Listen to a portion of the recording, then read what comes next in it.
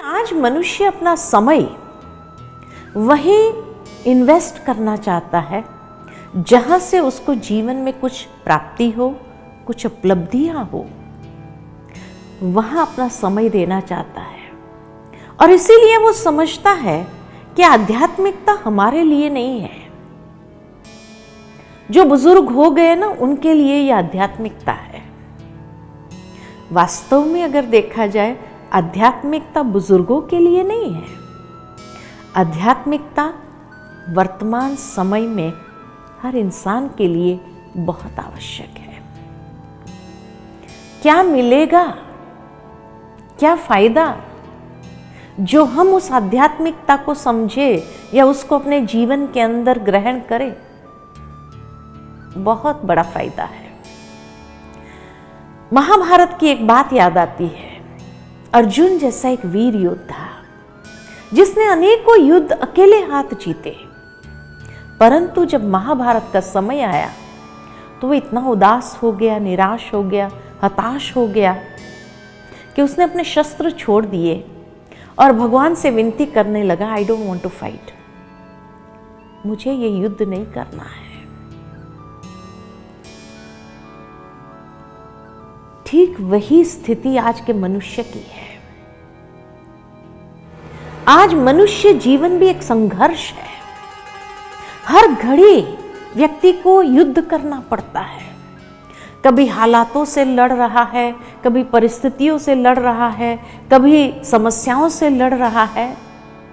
और जब ये युद्ध करते करते करते मनुष्य भी थक जाता है, तब शायद वो भगवान से अपनी प्रार्थना में यही कहता है कि हे प्रभु, ये संघर्ष कब तक? I don't want to fight, मुझे अभी और आगे युद्ध नहीं करना है।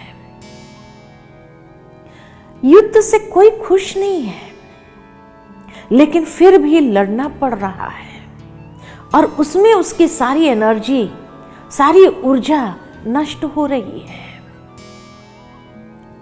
लेकिन फिर भी उससे बाहर कैसे आए, समझ नहीं पा रहा है।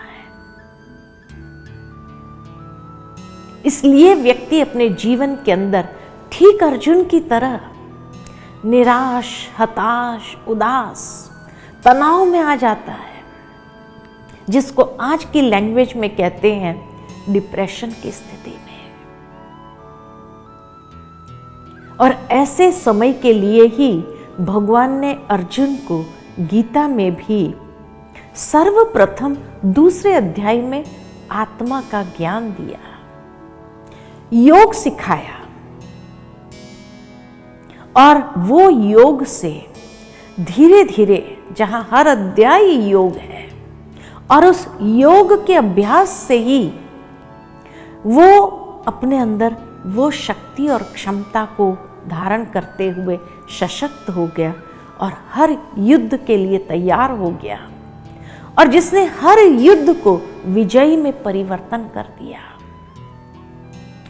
ठीक इसी तरह मैं समझती हूं कि आज हर यंगस्टर भी जीवन के हर संघर्ष में विजयी होना चाहता है, लेकिन वो विजयी तभी हो सकता है जब उसने भीतर की शक्ति को, क्षमता को बाहर अपने प्रैक्टिकल जीवन के अंदर लाया हो। इसलिए आध्यात्मिकता की आवश्यकता है। जिस तरह से आज शारीरिक रूप से अगर देखा जाए कि व्यक्ति जब बाहर जाता है और थोड़ा सा वेदर चेंज हो जाता है तो उसके शरीर पर इफेक्ट आ जाती है। सर्दी, जुकाम, बुखार हो जाता है। डॉक्टर के पास जाएंगे और डॉक्टर से पूछेंगे कि भाई ये सर्दी, जुकाम, बुखार मुझे क्यों हुआ? तो डॉक्टर शायद यही कह देगा, वायरल है, कुछ नहीं है, ठीक हो जाओगे, ये एंटीबायोटिक ले लो, ये मल्टीविटामिन ले लो। लेकिन कभी हमने ये सोचा कि आज जीवन के अंदर थोड़ी बहुत भी परीक्षाएं आती है, परिस्थितियां आती है, समस्या आती है, और जहां व्यक्ति को संघर्ष करना पड़ता है, तो संघर्ष करते करते जब वो टेंशन में आ जाता है, डिप्रेशन में आ जाता है। तो ये टेंशन और डिप्रेशन में क्यों आ जाता है? एक छोटा सा बच्चा जब स्कूल जाता है और दूसरे दिन उसके एग्जाम होती है तो वो भी माँ बाप से आकर कहता है कल एग्जाम में मुझे टेंशन हो गया है। सोचने की बात है, एक बच्चा एक पेपर एग्जाम नहीं दे पा रहा है, उसमें वो टेंशन में आ जाता है, नर्वस हो जाता है, जो पढ़ा हुआ है सब भूल जाता है। ऐसा क्यों होता है? जिस तरह से फिजिकल इम्यूनिटी जब लो हो जाती है तो बाहर के वायरस अटैक करते हैं और हम वायरल फीवर के शिकार होते हैं। ठीक इसी तरह जीवन के अंदर जब ये प्रैक्टिकल परीक्षाएं आती है और जब हम भी आध्यात्मिक रूप से सशक्त नहीं होते हैं, या जिसको हम दूसरे शब्द में कहें कि जब हमारी स्पिरिचुअल इम्यूनिटी लो हो जाती है, आध्यात्मिक प्रतिरोधक शक्ति क्षीण हो जाती है, तब छोटी छोटी बातों में हम रिएक्ट करने लगते हैं। छोटी छोटी बातों में गुस्सा आ जाता है, चिड़चिड़ापन आ जाता है, उदास हो जाते हैं, नर्वस हो जाते हैं। किसी ने कुछ कह दिया, मूड ऑफ हो जाता है। किसी ने कुछ कह दिया, सहन नहीं हुआ, इतना गुस्सा कर लेते हैं, बाद में सॉरी करना पड़ता है। ये क्यों हो रहा है? क्योंकि हमारी स्पिरिचुअल इम्यूनिटी बहुत लो हो गई है, इतनी लो हो गई है। अब उसको वापस बढ़ाने के लिए कोई मल्टीविटामिन नहीं है जो हमें भीतर से सशक्त करे। आध्यात्मिकता ही हमें भीतर से सशक्त कर सकती है। कैसे? तो जिस तरह शरीर को स्वस्थ रखने के लिए 3 चीजें आवश्यक है। ठीक से भोजन चाहिए, आराम चाहिए और व्यायाम चाहिए। ठीक इसी तरह आत्मा को भी सशक्त करने के लिए, ताकि छोटी छोटी बातों में हम रिएक्टिव न बने, गुस्से में न आए, चिड़चिड़ापन में न आए, सहनशीलता क्षीण हो गई ये महसूस न करे, मूड ऑफ, मूड अपसेट हो गया, डिस्टर्ब हो गया, ये महसूस न करे। उसके लिए हमें भी 3 चीजों की आवश्यकता है। और वो 3 चीजें कौन सी है? सबसे पहले अच्छा खुराक चाहिए। अब आत्मा का खुराक क्या है? आत्मा का खुराक है आध्यात्मिक ज्ञान।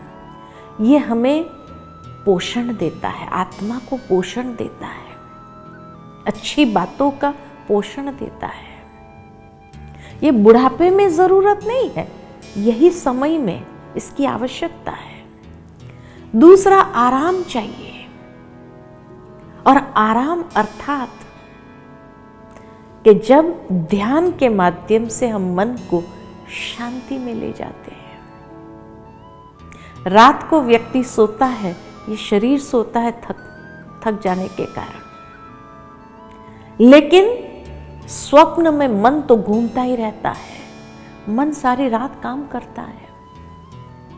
तो इसीलिए शांति नहीं जीवन के अंदर। तो जब ध्यान के द्वारा हम शांति में जाते हैं, तब आत्मा को शक्ति प्राप्त होती है, फ्रेशनेस, या जिसको हम कहे कि तब आत्मा के अंदर की जो क्रिएटिविटी है, जो रचनात्मकता है, वो बाहर निकलने लगती है। और तीसरा, व्यायाम चाहिए। आत्मा के लिए व्यायाम है सकारात्मक चिंतन, कि जब हम सकारात्मकता को जीवन के अंदर ले आते हैं, तब ये जैसे व्यायाम का काम करता है और मन दूरस्थ होने लगता है। वहां तन दूरस्थ होता है व्यायाम से, यहाँ मन दूरस्थ होता है। और जब मन की प्रतिरोधक शक्ति बढ़ जाए, तब छोटी बातें तो क्या, बड़े से बड़ी बातें भी जीवन में आ जाए उसको आसानी से पार कर सकते हैं। टेंशन क्रिएट नहीं होता है, लेकिन हर टेंशन की बातों में भी समाधान मिल जाता है। रिएक्टिव होने के बजाय प्रोएक्टिव व्यक्ति होने लगता है और रचनात्मक तरीके से हर समस्या का समाधान प्राप्त कर सकता है। इसीलिए आज के युग में आध्यात्मिकता की आवश्यकता है, क्योंकि यह आध्यात्मिकता ही हमें भीतर से सशक्त करता है। ये फायदा है। भगवान ने भी अर्जुन को भीतर से सशक्त किया, योग सिखा करके। योग माना क्या? योग माना जोड़। जैसे वियोग माना अलग हो जाना, तो योग माना कनेक्शन। अब मनुष्य का कनेक्शन इस संसार में अनेकों के साथ अनेक स्तरों पर रहता ही है। जब हमारा कनेक्शन, संबंध भौतिक चीज वस्तुओं के साथ है और व्यक्ति के जीवन के अंदर भौतिक सुख सुविधा के साधन आने लगते हैं, तो लोग यही कहते हैं इसके जीवन में भौतिक योग है। ठीक इसी तरह जब हमारा संबंध समय के साथ होता है और कोई कार्य अचानक समय पर हो जाने लगे, तो यही कहते समय का संयोग था जो ये कार्य हो गया। तीसरा, हमारा संबंध व्यक्तियों से है और जब किसी व्यक्ति से समय पर कोई मदद मिल जाती है, तो यही कहते ये व्यक्ति का सहयोग था। इसी तरह किसी के जीवन में कोई इष्ट देव की कृपा होने लगती है, तो यही कहते हैं कि इसके जीवन में एक दैवी योग चल रहा है। लेकिन राजयोग एक सर्वश्रेष्ठ योग, आत्मा का पिता परमात्मा के साथ। लेकिन ये योग संभव तब है जब आत्मा का भी संपूर्ण ज्ञान हो और परमात्मा का भी संपूर्ण ज्ञान हो, तब ये संबंध, ये योग हो सकता है।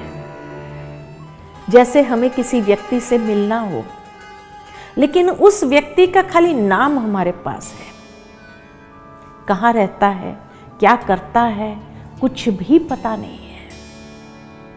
प्राप्ति पता है, ये व्यक्ति को मिलने से ये मिलेगा, लेकिन वो कहाँ मिलेगा, कैसे मिलेगा, उसको मिलने की विधि क्या होगी, ये मालूम ही ना हो, तो शायद आप सारे संसार भटकते रहेंगे लेकिन उस व्यक्ति को नहीं मिल पाओगे।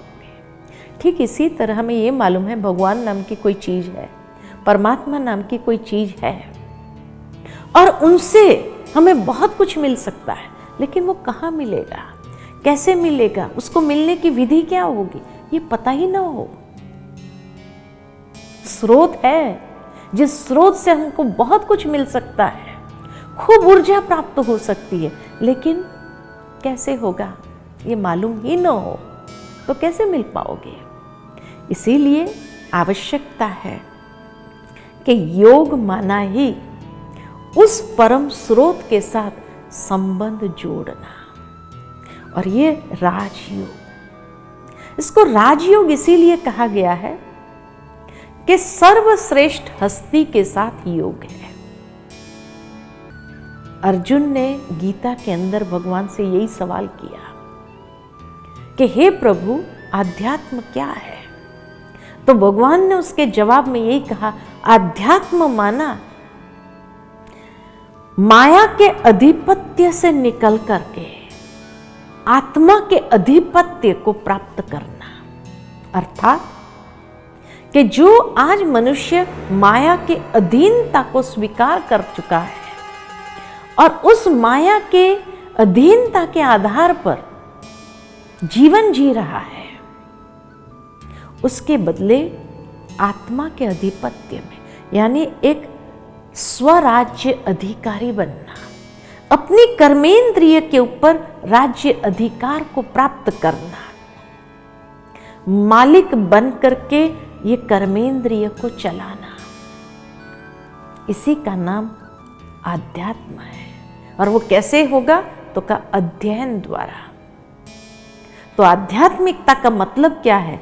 अध्ययन द्वारा आत्मा अपने अधिपत्य को प्राप्त करके माया के अधिपत्य से निकल जाती है। इसी का नाम अध्यात्म है।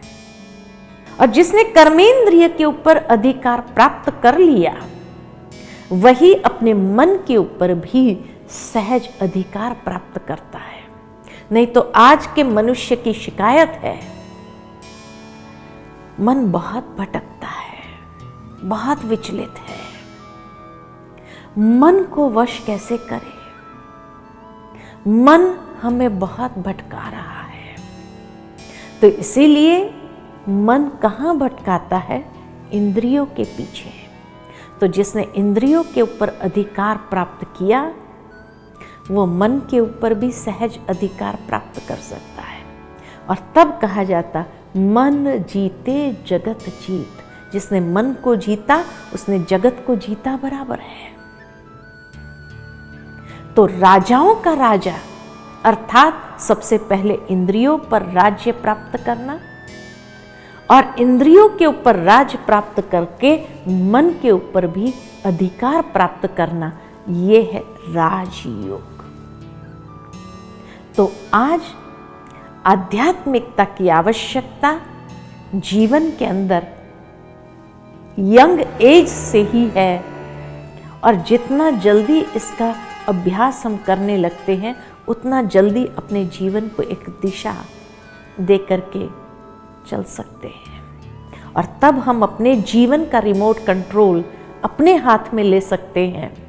नहीं तो परिस्थितियों के हाथ में हमारे जीवन का रिमोट कंट्रोल होगा, समस्याओं के हाथ में हमारे जीवन का रिमोट कंट्रोल होगा, तनावों के हाथ में हमारे जीवन का रिमोट कंट्रोल होगा, जो हर घड़ी हमें परेशानियों का अनुभव कराता हुआ, हर संघर्ष में हार का अनुभव कराता हुआ डिप्रेशन का शिकार बना देगा। तो इसलिए हमें ये रिमोट कंट्रोल अपने हाथ में ले लेना है।